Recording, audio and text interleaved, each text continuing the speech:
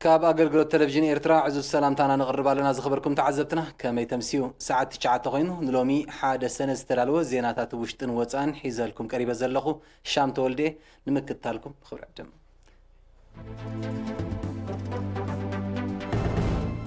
قدام مينستر نكسنة بحرين باقات أمتن بالمبل عسران شعة عمتنا سنة إيرترانا يوهانا مالخت سريدوم أبزوها ما أكل نتسقمات وغنات كوها بسن حاجز يغتصل هالو حارستوت نزوها من دفرا كوربريشن تريز زراتن بزغرب ولهم تراكترات قراوتهم محراس تسميدهم يركبون روسيا بريطانيا بسن كلبرا كورونا فيروس هم بيرون ونصنح أجرات كفاخصا جميرا سراويت ليبيا بلع العلامات اعتقاد تقاوم تحيلتها دبدبة كايل أب غواتيمالا إل سالفادور بزتخست حدقها بلا سبعة ونواتاون كسارا ورينو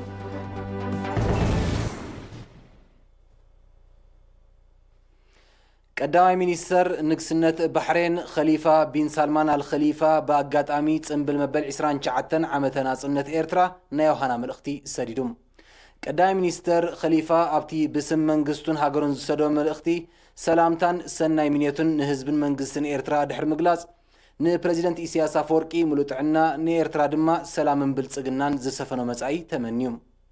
وراس عرات نكسنة بحرين سلمان بن حامد الخليفة بوغنو أبسردو تمساسال ملختي نهزبن منقست إيرترا يوهاناو قليسوم كلت يوم لعلو السب مز بحرين ناب ملختهم كلتاوي زمدنان متحقازن نمعبالن نمدنفعن زلوم دليتن قربنتن أرقاقيتهم ننبرتي استفلالي نزوباتات الزوبا ماكل بمخنيات لبدا كورونا فيروس أبيتهم كوف نزبولو تسقمات وغنات كوهاب زسنحة حاجز يغتصلالهم أب من محدار نوزوبا سرجغا كاب قدسات وقنات زتوفي 225 شحن أغفاء أخلي تعديقون خلطة 204 تنصقمات سبت أقا زواتسوه لعسران سلستن كنتال أخلي 40 شوعة تنصقمات آتو خبرة برختاب زلقسو لعسلست كنتال شغورتن كالما مغرتي كمون كوميتي ما يزوفيو 11 شحن أغفاء نصقمات تمغارحهم أما محدار نوزوا جزواندا أهز باستشريا زركبهم 10 تخلت زيجاتات زوفيو لعل 10 شحنا غفاون أبت مساسال معلا وعيلهم أما محدار نوزوا 4 سمرة لوتراويت وانجلاويت بيت خريستيان جزاخن الشا 10 شحنا غفا آتو زول داي قويتهم 5 شحنا غفا أما محدار نوزوا قال نفح دما ويزرو الرقبة كيدانة بسم سوء وداخل شحنا غفا أبعدك حدا جبار السنة 5 تخنتال أخلين نتسقمات كعدلن كله آتو تخلي ميكائيل قبر عبدما حمام كورنا كاب هاجرنا كساب زتف ما كينو حموماتن حراساتن كتملالس وسينوم زخم زيلن كله أب كال استفلالي محدارات زوبا ما أكل سمغ تكس زيد ليه قبار سنين والزوبا تيرافولو 5 خنتال ماشلان 10 تخيلو بربرن محبر متحجاز بعلى ماريان برخ 10 شحنافة ونن فابريكا سمرا سامنا خلت تشح سامنا بيت محتم HDB 360 سامنا عينتاون جنزباون دقف ببخابيهم نزركبوا تقمات زيغاتات تعديلهم حارستوت نزوها من دفرا كوربريشن تريتن زراتن بزغرب اللهم تراكترات قراوتهم ام محراس تسأميدهم يركبهم وكيل إيرينا أبزوا دبوب فيلمون تكابون زدالو زينا وتصبصب فرتن عندهم كتغربيا حلاف بيت صحفة حرشاتن الزوبا أتو برخات تخلص اللاسي ات كوربريشن بمسارة طلب حارستوت أبجيز يوز أغلى تراكترات قريبو برت عواقاقي قلقلاهم زلو أطغيسو قال حارستوت أبتتك عمل نهز حلتات يريوس لزلو جيزي خي تتصبي مريتهم كحارسو أزخاخيروم لومي عمت كوربريشن زراتن تريت إيرترا بمسارة هبنية طلبات غلاز خنا تراكتر زلنا كابن زوانا درجة 5 تراكتر حرس لزخنة ناي بحكي أبو وانو مزيان كان مجمريا ناي ورحي قنبت تي ناي محرس أقول قلوت كاد على بصفوف سلازي كابتس أنا حي أوداد باون هزبي من أنتي كي شجر مزلو ناي كوفيد حمامات أب عدو تي أقول قلوت محرس ويكاتي أقول قلوت ناي كفريت جنزب أبوتو 5 خفلي تغير دولو سلازي ناي بحكي ناي لو عمت صفوف صراحة تسريح بالي قال تم قالين عدات ناي بحكي نزع عدل تقوم اللو قالين عدات جن تلمدي ناي قلقلوت ناي محرس الذي سنحه بعرايك حرش خاطر يوم تلازي ناتي عدلات أي تتعاملون بزمت أنزخاء تي مهر تخرج وزغلو أزي واحد كوني سلازي መብዛሕትኦም ግን ነቲ ኣገልግሎት ማሕረስ ናይ ብሓቂ ጽቡቕ እዮም ተቐቢሎሞ ይጥቀሙልና ኣለዉ ስለዚ ከም ትሪኦ ዘለኻ ብከምዚ ዓይነት ዝተሓርሰ ከዓ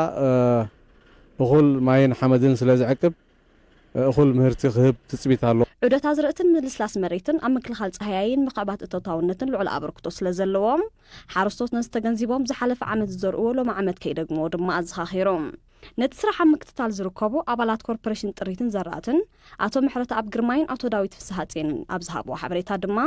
ምስ ዘሎ ኩነታት ሕማም ኮሮና ሓረስቶት ካብ ከባቢኦም ከይረሓቑ ኣብ ምምሕዳር ከባቢኦም ጠለባት ብዘቕረብዎ መሰረት ኣገልግሎት ትራክተራት ማሕረስ ይረኽቡ ከም ዘለዉ ብምግላጽ እቶም ሓረስቶት ብዝወሃቦም ዘሎ ስሉጥ ኣገልግሎት ዕጉባት ኮይኖም ከም ዝረኸብዎም ሓቢሮም ስራሕቲ ሰለስተ መቕሎ ኮይኑ ኣብ ዘርእን ናብ ነቕልን እዩ ዝርከብ ዘሎ ምዝትስፉ ክራማት ዘለኻ ኣብ ጽቡቕ ደረጃ ይርከብ ኣሎ ኩሉ ዋላ ህዝቢ ካብ ክቡር ምዝሓሰረ ዋጋ ብ350 ሰዓት ንሰርሕ ኣለና ዋላት ህዝቢ እውን በንዕጉብ ኣብ ንኡስ ዞባ መንደፈራ ብክረምታዊ ሕርሻ ዝሕረስ 14000 ሄክታር መሬት ክህሉ እንከሎ ጣፍ ዕፉን መሸላ ስርናይ ስገም ዳጉሻ ባልዶንጋ ዓተርን ዓደስን ዝኣመሰሉ ድማ ተዘውቲሮም ይዝርኡ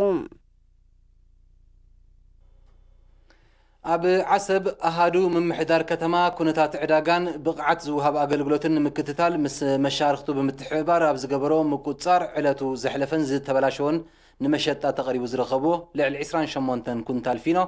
ዝምልከቶም ኣካላት ኣብ ዝተረኽብሉ ክቃጸል እንከሎ እቶም ሰብ ትካላት ድማ ተቐፂዖም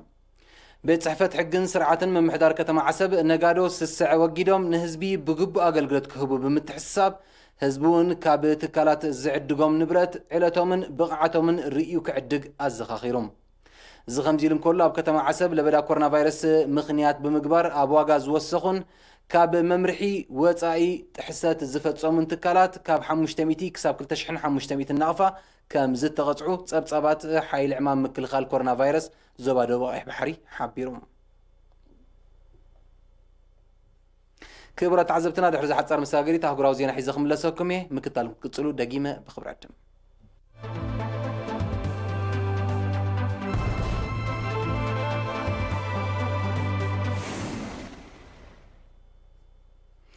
بدرجة عالم تقلالا بكورونا فيروس نايزت تلغف قصري لعلي 6.3 مليون قصر زموتو دما لعلي 375 شح كم زبط حاب زقلت زلزلو بتلبدا بزل عالمتن بقالوتا تسالين زركبا هاجرات زخنا روسيا بريطانيا نتلبدا نمقصران بيرون ونصنحا اجراتات نمفخاس سقمتات كوسدا جميرا መንግስት ሩሲያ ኣብታ በተለበዳ በቀዳምነት በአሉታ ተጸሊያ ትርከብ ከተማ ሞስኮ ንልዕሊ ክልተ ወርሒ ኣጽኒዕዎ ጸንሐ ናይ ምንቅስቓስ እገዳታት ብምፍኻሱ ነበርቲ ኣብ ከባቢ ኣባይቶም ወፂኦም ክንቀሳቐሱ ኣፍቂዱሎም ብዘይ ካዚ ማእከላት ዕዳጋ ትካላት መሕጸቢ ክዳውንቲ ቤት መሸጣ መጻሕፍትን ካልእ ንኣሽቱን ማእከሎትን ትካላት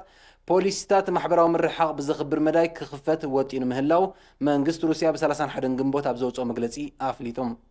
بتقلال بروسيا مستي أبز حلف 24 ساعات تمزجبل لعلة 9 حدش ملكف تدميركا لعل 450 حسابات بكورونا فيروس تلخيفهم يركبهم منجست بريطانيا بوغنو كم أكال أمبيرو تصنح جرهات مفخاص دوست زلو سجومتات كابايتهم كوصو كي تفقد لهم تصنح كورونا فيروس بقدام نزت قعم أرجعوانن كلا وشتاو حمامات زلهم زيجاتاتن كابايتهم كوصو كفكر لهم مخانو حبيرو لهم بمسارة معجنات زينة بريطانيا أبز حلف سالستي أبتهاجر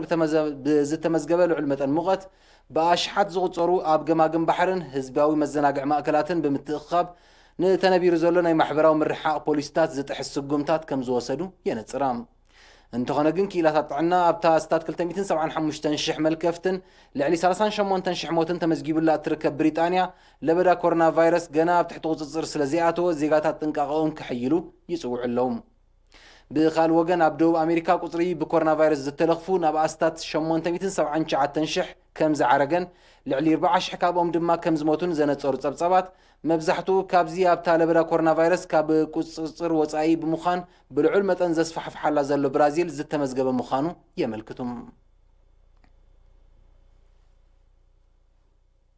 أب غواتيمالان إل سالفادورن بسرسان حدن جنبوت بزتخسته ببرتوع زناب استسنيه ببلا سب أو جودآتن نواتاو عنوتن كم زورده نسب مسيفلا ودحنتن هاجرات بمتقاس مع كنا الزينة أقاليحن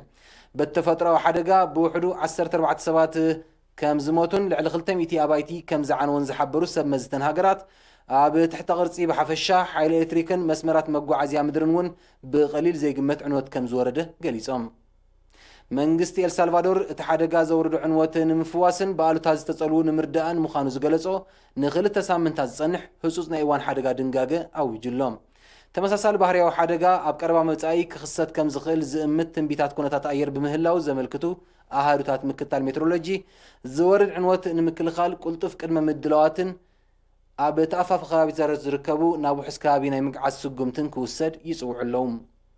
ኣስታት 9 ሚእታዊት ካብ ህዝቢ ጓቲማላ እቲ ሃገር ብዘለዋ ኣኽራናትን በረኽቲ ቦታታትን ዝበዝሖ ጂኦግራፋዊ ኣቀማምጣ መሬት ንሓደጋታት ዕልቕልቕን ምህማም መሬትን ዝተቓልዐ ምዃኑ ይግለጽ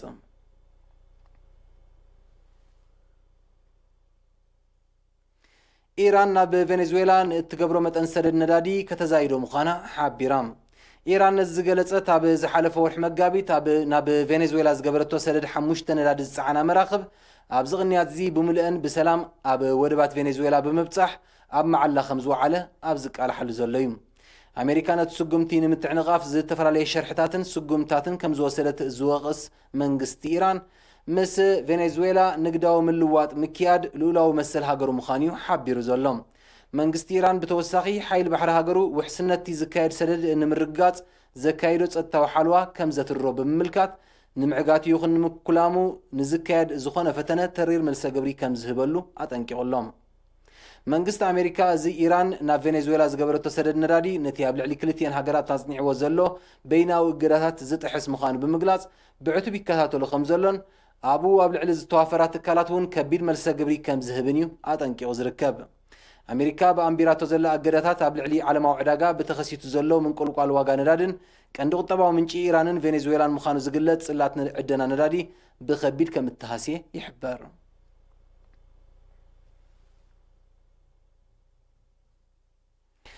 ኣብ ቡርኪና ፋሶ ኣብ ዝተፈላለዩ ከባቢታት ብዝተኻየደ ሽበራዊ መጥቃዕትታት ብውሕዱ 30 ሰባት ከም እተቐትሉ ንሰምዝ ጸጥታን እሙናት ዝብልኦም ምንጭታትን ብምጥቃስ ማዕከናት ዜና ኣቃሊሐን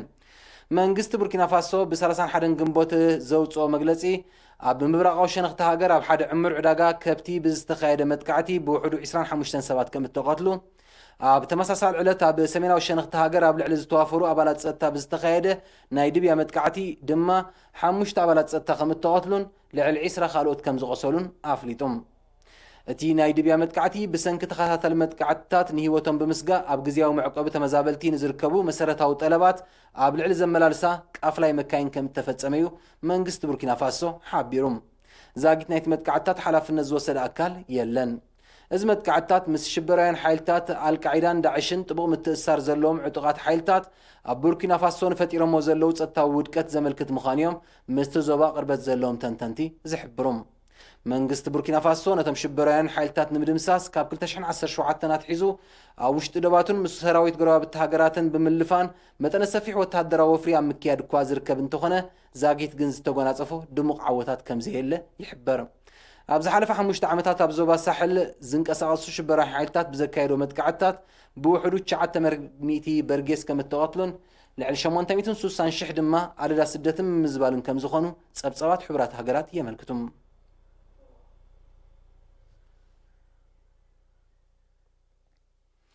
ኣብ ኣሜሪካ ኣባላት ፖሊስ ኣብ ልዕሊ ሓደ ጸሊም ዜጋ ድሕሪ ዝወሰድዎን ህይወቱ ዘሕለፈን ጎነፃዊ ስጉምቲ ዝተበገሰ ዓሌታዊ ኣፈላላይ ከብቅዕ ዝጽውዕ ተቃውሞታት ህዝባዊ ናዕብን ካብ ቁፅፅር ወጻኢ ብምዃን ሓይሉ እናደልበ ብምምፁ ምምሕዳራት ክፍላት ሃገራት ኣብ ጎደናታት ዓበይቲ ከተማታት ሰራዊት ከዋፍራ ህጹጽ ናይ እዋን ሓደጋ ድንጋገን ሰዓታት እቶእቶን ክውጃ ኣገዲድዎን ከም ዝርከብ ተቓሊሑም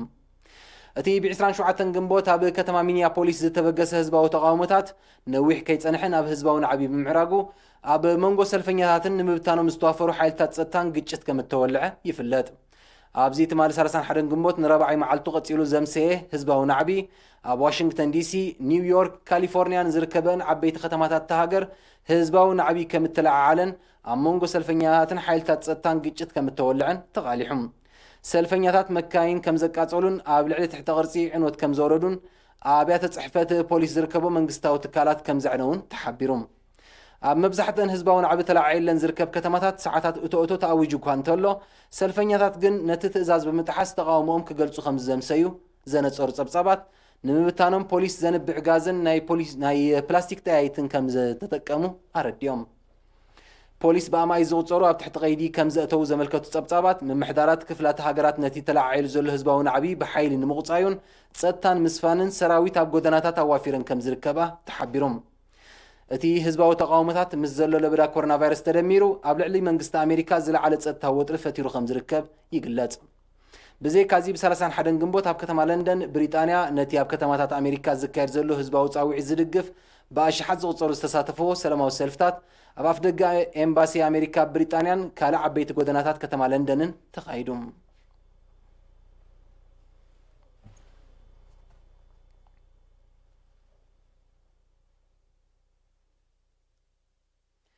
ንሎሚ ሶኒ ባሕቲ ሰነ ዝተዳለወ ዜናዊ መሰናዶ ኣብ ዝተዛዚሙሎ ዝቕፅል ፈኖ ኤርቲ ክትከታተሉ ዕድም ብርኹም ምሻት